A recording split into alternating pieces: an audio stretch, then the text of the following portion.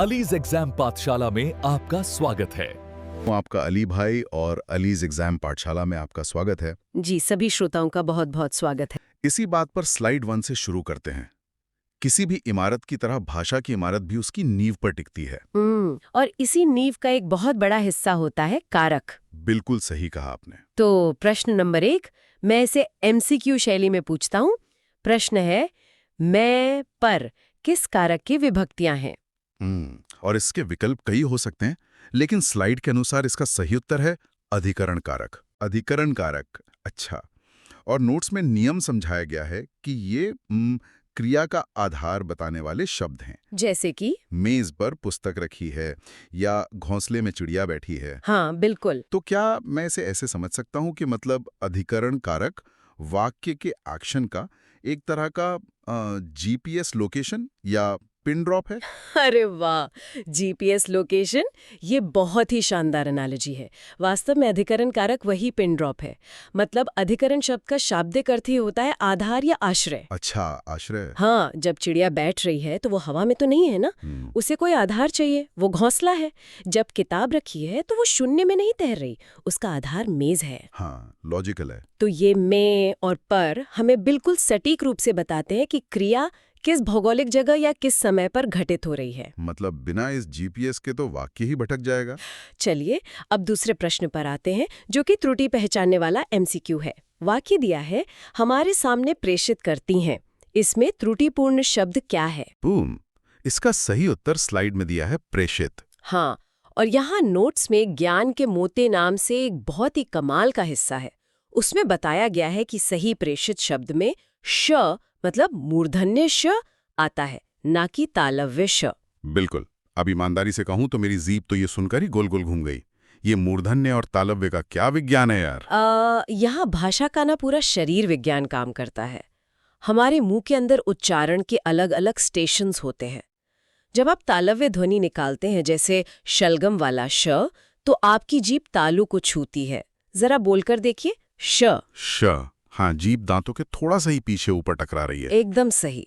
लेकिन जब आप मूर्धन्य श यानी षटकोण वाला श बोलते हैं, तो आपकी जीभ को मुड़कर तालु के और पीछे वाले हिस्से की तरफ जाना पड़ता है, जिसे मूर्धा कहते हैं।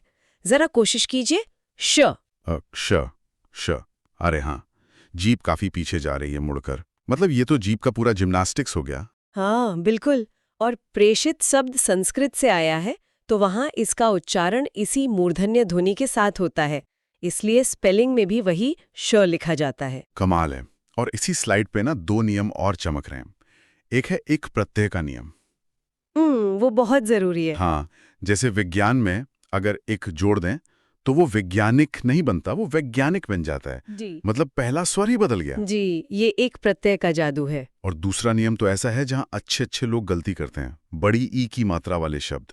नियम कहता है कि जब भी शब्द के अंत में करण लगेगा, उससे पहले वाली मात्रा बड़ी ई की हो जाएगी। अरे हाँ, जैसे शुद्धिकरण या प्रस्तुतिकरण। बिल्कुल, मानवीकरण, औद्योगिकीकरण। ये एक ऐसा नियम है ना, जिसे अगर आपने समझ लिया तो दफ्तर की आधी ईमेल्स की गलतियां सुधर जाएंगी। सही बात है। शुद्ध या प्रस्तुत में मात्राएं अलग हो सकती हैं, लेकिन जैसे ही आप उसमें करण जोड़ते हैं, मतलब करने की प्रक्रिया, तो वो शब्द अपने आप में खिंचाव लेता है। इसलिए प्रस्तुतिकरण में त पर बड़ी ई आती है। एक छोटी सी मात्रा और पूरे शब्द का व्याकरणिक वजन बदल गया। चलिए अब स्लाइड 3 पर आते हैं, लिखने की गलतियों से जरा बोलचाल की गलतियों की तरफ। जी बिल्कुल।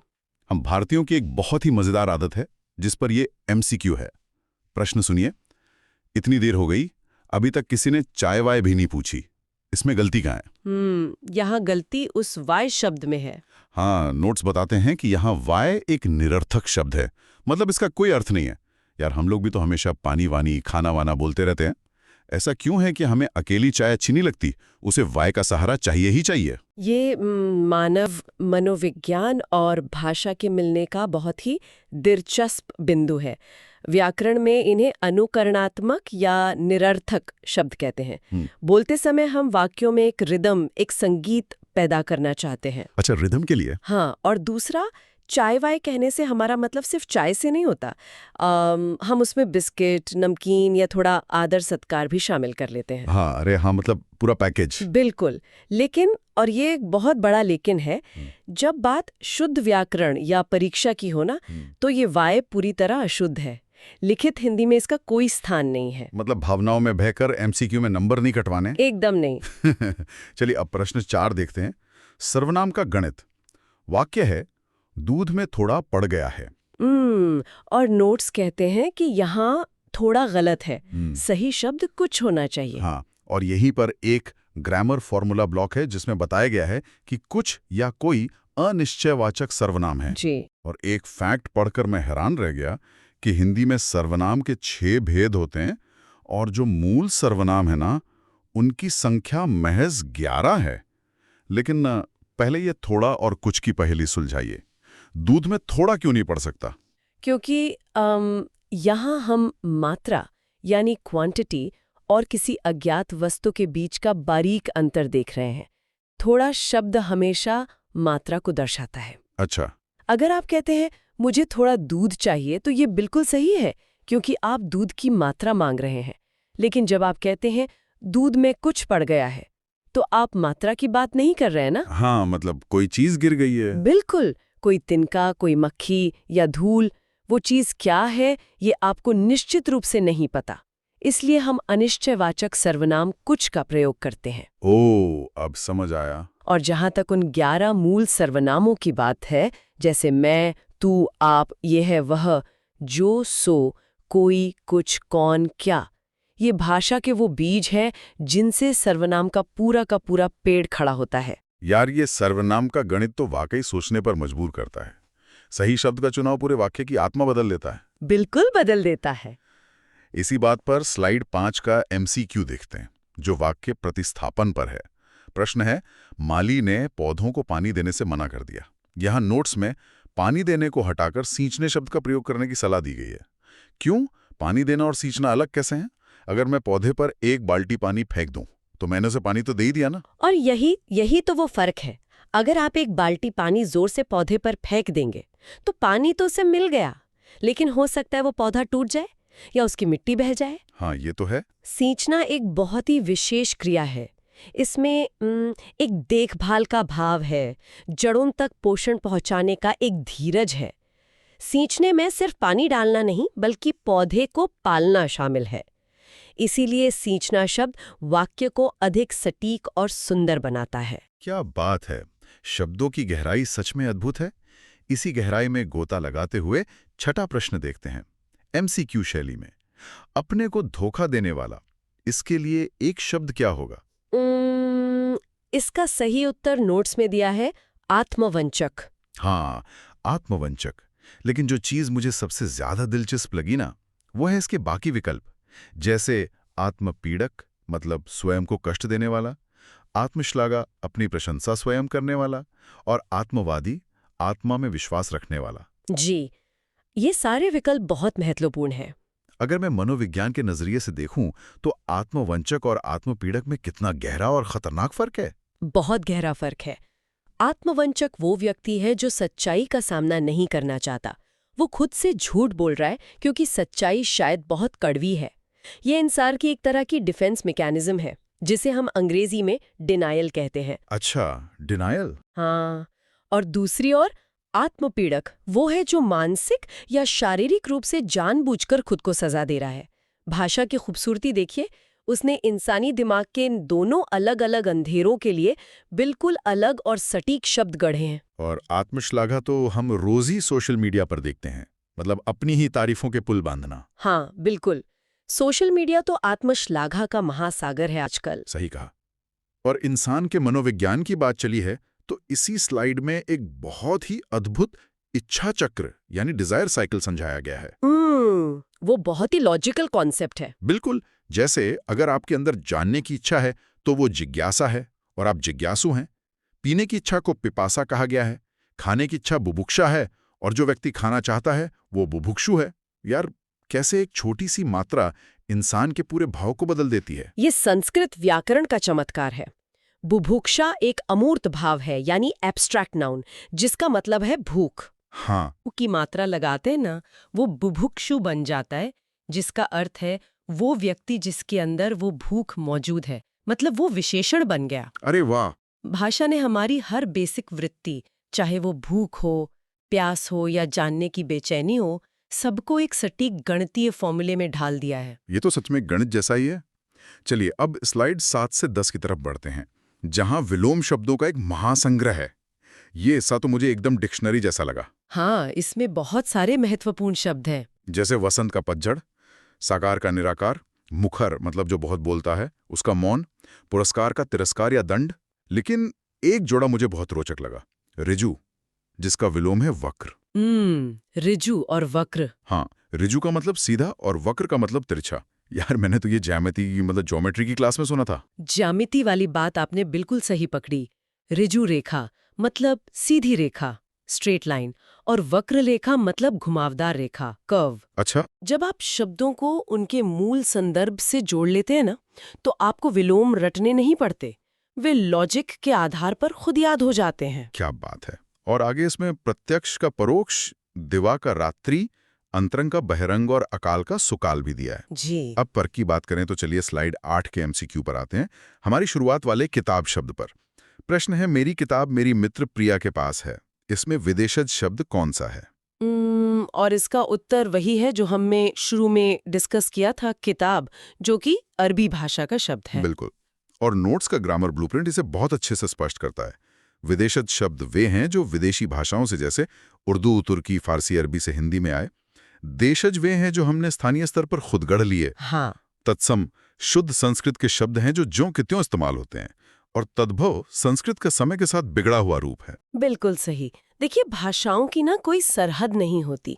सदियों तक जब व्यापार हुआ, संस्कृतियां आपस में मिलीं, तो शब्द एक महाद्वीप से दूसरे महाद्वीप तक पहुंच गए। ये तो है। अरबी का किताब, पुर्तगाली की अलमारी, तुर्की की कैंची, ये सब हमारी हिंदी में दूध में शक्कर की तरह घुल गए हैं। हमें एहसास भी नहीं होता कि हम रोज कितनी भाषाएं एक साथ बोल रहे हैं। कमाल की बात है। अब शब्दों की इस दुनिया की यात्रा से जरा ब्रह्मांड की यात्रा करते हैं। स्लाइड 9 पर एक एमसीक्यू है, अपने स्थान पर अचल रहने वाला। इसके विकल्प क्या क्या है? अगर मैं विकल्प दूं, सूर्य, पृथ्वी, ध्रुव तारा या शुक्र, तो पीडीएफ में उत्तर है ध्रुव। जी। और कारण दिया गया है कि ध्रुव तारा उत्तर दिशा में स्थिर रहता है, जबकि बुध और शुक्र जैसे ग्रह चक्कर लगाते हैं। मतलब भाषा के पेपर में सीधा खगोल विज्ञान घुसा दिया। ऐसा इसलिए है ना, क्योंकि प्राचीन काल में हमारी भाषा का विकास और प्रकृति का अवलोकन दोनों साथ साथ हो रहे थे। अच्छा, रैप में दिशाएं तारों से ही तय होती थीं। ध्रुव का शाब्दिक अर्थ ही है अटल या स्थिर, जो अपनी जगह से न हिले। इसीलिए जब कोई व्यक्ति अपनी बात पर बिल्कुल अडिग रहता है, तो हम मुहावरे के रूप में कहते हैं कि ये तो ध्रुव सत्य है। क्या बात है। मुहावरों से याद आया, 10वां एमसीक्यू एक मुहावरे पर ही है। प्रश्न है, अपनी खिचड़ी अलग पकाना, इसका अर्थ क्या है? इसका अर्थ होता है 100 लोगों से अलग रहना या अपनी अलग सलाह करना। हाँ, लेकिन इसके नीचे जो नियम लिखा है ना, वो मुझे थोड़ा कंफ्यूज कर रहा है। नियम कहता है मुहावरों का भावार्थ होता है, जबकि लोकोक्ति का एक ही अर्थ होता है। यानी भावार्थ का क्या चक्कर है? इसे ऐसे समझिए, जब हम कहते हैं अपनी खिचड़ी अलग पकाना, तो क्या सच में कोई व्यक्ति गैस जलाकर पतीले में दाल चावल डाल रहा है? नहीं, वो तो नहीं कर रहा। बिल्कुल नहीं। यहाँ खिचड़ी और पकाना सिर्फ एक प्रतीक है। इसका शाब्दिक अर्थ कुछ और है, लेकिन इसके पीछे छिपी हुई भावना यानी इम्प्लाइड मीनिंग ये है कि इंसान सबसे कटकर अलग थलग काम कर रहा है। ओह, मतलब इशारों में बात हो रही है। हाँ, मुहावरे हमेशा इशारों में बात करते हैं। उनका एक लाक्षणिक अर्थ होता है। दूसरी ओर लोकोक्ति, जैसे अधजल घघरी छलकत जाए, ये समाज के लंबे अनुभवों का एक पूरा का पूरा वाक्य होती है, जो सीधा सीधा अपना अर्थ स्पष्ट कर देती है। समझ गया। मुहावरे इशारे हैं और लोकोक्तियां सीधे तंज। चलिए अब स्लाइड 11 से 15 पर आते हैं, जो विलोम और पर्यायवाची का एक और दिलचस्प हिस्सा है। जी। यहाँ प्रश्न 11 में समतल का विलोम पूछा गया है, जो है ढाल। कुछ और जोड़े दिए हैं, जैसे समान असमान, धरती आसमान, सीधा तिरछा, आयात निर्यात, रात दिन, अवनी अंबर और आकाश पाताल। ये सब तो काफी कॉमन है। हाँ, लेकिन इस स्लाइड पर जो शिक्षक का विशेष स्पष्टीकरण है ना, उसने तो मेरे होश ही उड़ा दिए। ये समुद्र और तालाब के पर्यायवाची शब्दों का अंतर बताता है। अरे हाँ, वो बहुत ही शानदार ट्रिक है। मतलब समुद्र के लिए दिया है रत्नाकर, नदीश, नीरनिधि, जलधि, पयोधि, और तालाब के लिए सर, ताल, तड़ाग, सरोवर, पोखर, जोहड़।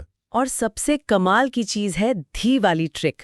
जरा आप ही इसे विस्तार से समझाइए हमारे श्रोताओं को। हाँ, ये ट्रिक वाकई किसी जादू से कम नहीं है। पानी के जो मूल पर्यायवाची हैं पहले उन्हें याद कीजिए। नीर, जल, पय, वारी। निर्जल पैवारी, ठीक है। अब संस्कृत में धी का मतलब होता है धारण करने वाला या विशाल भंडार। अगर आप पानी के इन सभी शब्दों के अंत में धी जोड़ देंगे ना, तो वे सब अपने आप समुद्र के पर्यायवाची बन जाएंगे। अच्छा। हाँ, जैसे जल प्लस धी बन गया जलधि, नीर प्लस धी नीरधि, पय प्लस धी पयोधि। आपको समुद्र के पर्यायवाची अलग से रटने की जरूरत ही नहीं है। यार, ये तो मतलब व्याकरण हैकिंग हो गई, सीधा पानी को समुद्र बना दिया। चलिए आगे बढ़ते हैं 12वें प्रश्न पर। ईश्वर में विश्वास ना रखने वाले यानी नास्तिक का विलोम क्या है? इसका उत्तर है आस्तिक। हाँ, और बाकी विकल्प हैं अनासक्त, जिसे किसी चीज से मोह ना हो, और विश्वास पात्र। अब आते हैं 13वीं MCQ पर, जो वाक्य संरचना के नियम पर है, और इसे मैं लाइव आजमाना चाहता हूं। अच्छा, बिल्कुल आजमाइए। प्रश्न है कि मैं बीमार हूं इसलिए कार्यालय नहीं जा सकता। इसे सरल वाक्य में बदलें। सही उत्तर PDF में है, बीमार होने के कारण मैं कार्यालय नहीं जा सका। अब PDF में एक ब्लूप्रिंट नियम दिया है। पहला सरल वाक्य एक ही सांस में बिना रुके बोला जाता है। दूसरा, इसमें एक ही उद्देश्य मतलब कर्ता और एक ही विधेय यानी क्रिया होती है। चलिए मैं इसे सांस रोककर आजमाता हूं। चलिए देखते हैं। मैं बीमार हूं इसलिए कार्यालय नहीं जा सकता। यार, यहां तो मुझे इसलिए पर सांस लेनी पड़ गई। हाँ, क्योंकि वो सरल वाक्य नहीं है। अब दूसरा आजमाता हूं। बीमार होने के कारण मैं कार्यालय नहीं जा सका। अरे वाह, ये तो सच में एक ही प्रवाह में एक ही सांस में निकल गया। देखा, जब आप कहते हैं मैं बीमार हूं इसलिए कार्यालय नहीं जा सकता, तो इसलिए एक योजक है यानी कंजंक्शन। ये दो अलग अलग वाक्यों को फेविकोल की तरह जोड़ रहा है। हाँ बिल्कुल। ये एक संयुक्त वाक्य है, इसलिए आपको बीच में रुकना पड़ता है। लेकिन बीमार होने के कारण वाले वाक्य में केवल एक ही मुख्य क्रिया है, कार्यालय न जा पाना। ये सीधा प्रवाह है। सांस वाला ये प्रैक्टिकल नियम ना व्याकरण के सबसे जटिल नियमों को सेकंडों में सुलझा देता है। सच में, ये तो बहुत ही काम का नियम है। अब 14वें XQ पर आते हैं, जो अपवाद हो यानी एक्सेप्शंस की बात करता है। अपवाद हिंदी व्याकरण का बहुत दिलचस्प हिस्सा है। प्रश्न है, किस विकल्प में पुल्लिंग शब्द का प्रयोग नहीं हुआ है? उत्तर है चांदी। नियम कहता है कि धातु और द्रव्य प्रायः पुल्लिंग होते हैं, जैसे पीतल, सोना, मोती। लेकिन चांदी स्त्रीलिंग है जी। एक और नोट है कि माला स्त्रीलिंग है जबकि मोती पुल्लिंग। यार, ऐसा भेदभाव क्यों? व्याकरण में अपवाद अक्सर इस बात का सबूत होते हैं कि भाषा किसी फैक्ट्री की मशीन से नहीं निकली है, बल्कि ये इंसानों के बोलने से विकसित हुई है। मतलब नेचुरल इवोल्यूशन। बिल्कुल। समय के साथ शब्दों के उच्चारण के आधार पर उनका लिंग तय हुआ। जब हम चांदी बोलते हैं तो अंत में बड़ी ई की ध्वनि आती है, जो हिंदी में अक्सर स्त्रीलिंग शब्दों की पहचान होती है, जैसे नदी या रोटी। अच्छा, हाँ, ये तो है। इसीलिए नियमों के साथ साथ इन अपवादों को समझना भाषा पर हमारी पकड़ को मजबूत करता है। एकदम सही है। अब 15वां प्रश्न। परलोक का विलोम है इहलोक, यानी ये वाला लोक। लौकिक का अलौकिक, सांसारिक का असंसारिक। यहाँ एक वर्तनी की टिप भी है। गर्मियों में हम शिमला घूमने जाएंगे। इसमें घूमने शब्द पर विशेष जोर दिया गया है, घ पर बड़े ऊ की मात्रा। लोग इसे बहुत गलत लिखते हैं। हाँ, अगर आप बोलते समय ध्यान दें तो घूमने में आवाज थोड़ी खिंचती है। खिंचाव का मतलब ही है बड़ी मात्रा। अगर उच्चारण सही है तो स्पेलिंग खुद ब खुद सही हो जाएगी। सही कहा। और अब हम आ गए हैं इस PDF की आखिरी स्लाइड पर, यानी प्रश्न 16 से 20 तक, जो है गद्यांश का महापरीक्षण यानी क्लोज टेस्ट। ये हिस्सा बहुत स्कोरिंग होता है अगर इसे ध्यान से किया जाए। हाँ, और ये कोई आम कहानी नहीं है, बल्कि एक ऐतिहासिक और दार्शनिक गद्यांश है। मैं इसे एक पहेली की तरह क्रमवार पढ़ता हूँ। हमारा यह देश नौसिखिया नहीं है, उसके ज्ञान विज्ञान का, फिर यहाँ ब्लैंक है, विशाल है। और यहाँ MCQ का सही उत्तर है इतिहास। उसके ज्ञान विज्ञान का इतिहास विशाल है। आगे लिखा है, उसके खो और फिर ब्लैंक में प्रेरणा का स्रोत लहरा रहा है। सही उत्तर PDF में दिया है भग्नावशेष। अब मेरा सवाल ये है कि भग्नावशेष मतलब खंडरा से, रुइन से प्रेरणा कैसे मिल सकती है? टूटे हुए पत्थरों में क्या रखा है? यहीं पर आपको वाक्य के संदर्भ यानी कॉन्टेक्स्ट को समझना होता है। अच्छा। भग्नावशेष सिर्फ टूटी हुई इमारतें नहीं है। जब आप हड़प्पा या मोहनजोदड़ो के खंडर देखते हैं तो वो सिर्फ ईंटें नहीं हैं, वो इस बात का सबूत है कि हजारों साल पहले भी हमारे पूर्वज कितने वैज्ञानिक और सुव्यवस्थित थे। अरे हाँ, ये तो मैंने सोचा ही नहीं। ये खंडर हमें हमारे गौरवशाली अतीत की याद दिलाते हैं और वहीं से हमें आगे बढ़ने की प्रेरणा मिलती है। बहुत खूब। गद्यांश आगे बढ़ता है, यह हमारा परम सौभाग्य है कि जड़ तत्वों के इतने फिर ब्लैंक हमारी साधना के लिए देश के कोने कोने में बिखरे पड़े हैं। और इसका सही उत्तर है परिपूर्ण संघात। पीडीएफ ये भी स्पष्ट करती है कि यहाँ आलोचना या संभावना जैसे विकल्प गलत होंगे, क्योंकि गद्यांश की टोन बहुत पॉजिटिव और पावरफुल है। बिल्कुल। आगे है, यदि हम ब्लैंक के साथ संपूर्ण सामग्री का उपयोग भविष्य निर्माण के लिए करें तभी कल्याण है। और उत्तर है निष्ठा और प्रेम। जाहिर है नफरत या लापरवाही से तो भविष्य नहीं बन सकता ना। एकदम सही बात है। और अंतिम हिस्सा पढ़ता हूं, केवल इन सामग्रियों को ही लक्ष्य मान लेना गलती है। इनके ब्लैंक से ही सिद्धि नहीं मिलेगी। यहां पहला उत्तर है ज्ञान मात्र। जी। यद्यपि इनकी सूक्ष्म और ब्लैंक जानकारी परम आवश्यक है। यहां दूसरा उत्तर है ठीक ठाक। प्राचीनता का अध्ययन उत्तम साधना है। उसमें पग पग पर सावधानी, सदा सर्वदा कठोर ब्लैंक और अपार साहस का होना जरूरी है। और अंतिम उत्तर है संयम।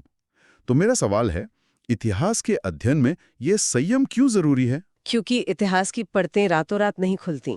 सच्चाई को खोजने के लिए बहुत धैर्य, बहुत संयम चाहिए होता है। हाँ, ये बात तो है। ये क्लोज टेस्ट सिर्फ खाली स्थान भरने का खेल नहीं था।